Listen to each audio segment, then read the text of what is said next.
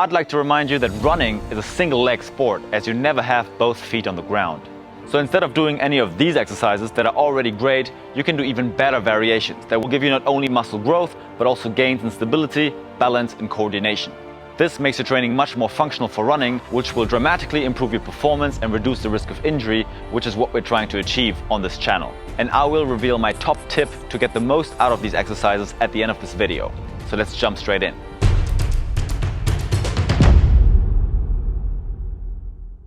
To start right off, we have the squat. But doing it in this position does not give you the biomechanical leverage that will help you translate your gains into better performance when you're running and running economy. Of course, you will get muscle growth and gains if you're doing squats, but if you want to maximize the output of this exercise, you can do a much better variation by doing it on one leg. The Bulgarian split squat, one of our favorite exercises for runners in general. And here's why. The split squat allows you to actually be in a running position through the whole range of motion of this exercise by taking advantage of the suspended back foot. But form is important here. You want your knee to be right on top of your foot, pointing slightly outwards. The more stable you can keep your knee in this locked position, the stronger and more coordinated you get. Additionally, you want to make sure that you have a neutral pelvis when you're doing this exercise.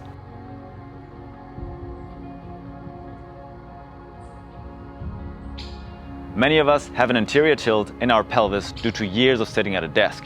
If you're running with an anterior pelvic tilt, small muscles and tendons in your legs have to overcompensate, which leads to the most common running injuries like shin splints, runner's knee or plantar fasciitis. You will notice in this exercise that the more you tilt your pelvis forward, the more of a stretch you will feel in your hip flexors and quads. This makes it not only a strength exercise, but also a great mobility drill. To deepen the stretch and get more mobility gains out of this, you can hold the position at the bottom for about 2 to 3 seconds. Gravity, especially if you use weights, will pull you down and you'll get an amazing stretch out of this exercise. The second exercise that makes it on my top 5 list is the elevated psoas march, and for very good reasons. Not only is it again very running specific, as you're training multiple muscle groups at the same time through a running range of motion, but it also targets the muscle groups that many runners lack. This is no joke for challenging all the muscles around your hips and your core. You have to remember that when you're running, you're using all of these muscle groups at the same time. So training them together will integrate them into one another, increase performance, reduce risk of injury, and finally, drastically improve your running economy. Number 3, weighted step up. The weighted step up is a fantastic exercise to work on the propulsion of your running stride, as well as your braking when you're stepping down. This is extremely running specific and will help you not only work on strength, but also on coordination and balance. And to increase that balance part even more, you can do a variation of it, the lateral step up. For this one, I recommend doing it with your body weight first, as it will probably be challenging enough. And if it isn't, you can even go through a wider range of motion to achieve greater gains. But one of the reasons I like it so much is if you're experienced with running and strength training, you can even add weight to this exercise. I like to do it with a weighted vest. Because running is a single leg sport, there's a lot of rotation and torsion going on while we're running. Okay, that's why we're using our arms to counterbalance that rotation. You can even notice that when you walk. And this exercise is great to work on all these little muscle connections in your whole body. Number 4 is the single leg deadlift, or RDL, Romanian deadlift. Now, we're all familiar with the deadlift, one of the best compound movements for your posterior chain. But doing it on one leg will again increase the bang for your buck if you're a runner. The only problem with this exercise is that there's quite a lot of things that can go wrong when you're doing it. So let's start from the ground up. You really want to think about having a stable foot. Think of your foot as a tripod, and you want to evenly distribute your weight on these 3 points.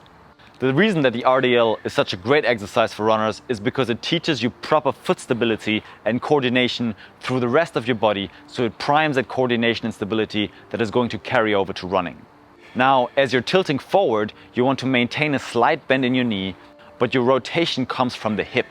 One common mistake that you see people doing at the gym is that they will be rotating their pelvis and their back foot outwards. The solution to this is simple. You want to be pointing your toes to the ground while you're doing the RDL. This will make sure your pelvis is in the correct position and not set you off balance. You want your pelvis to be straight and not tilted through the whole range of motion of this exercise. Another common mistake is having a bended back leg. In order to get the best muscle activation between your glutes and your hamstrings, the back leg needs to be straight while performing this exercise.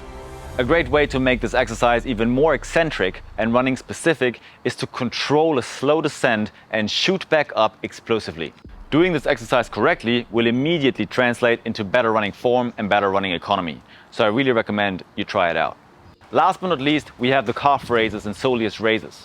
If you have weak calves and ankles and you're running a lot, I can guarantee you will be bumping into some problems further down the line.